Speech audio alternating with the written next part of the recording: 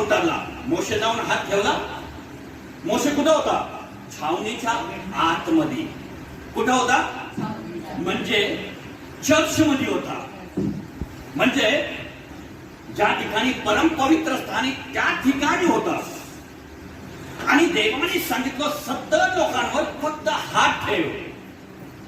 तुझ्यातला transparent anointing, transparent आत्मा त्यांच्यामध्ये मी घालेन आणि ते तुझ्यासारखे हे सेम भविष्यवाणी, सेम परमेश्वराची आराधना, सेम मिरॅकल, सेम चमत्कार, सेम प्रकारचं भविष्यवाणी आणि सेम प्रकारचं प्रवचन करतील. पण त्यांना हे माहित नव्हतं 70 लोकांना की ते फक्त एकच दिवसात चालणार आहे. हालेलुया. पण हे जे दोघं भाऊ होते, या दोघा भावांना कळलं की मोशेचा हात ठेवण्याने काही मिळणार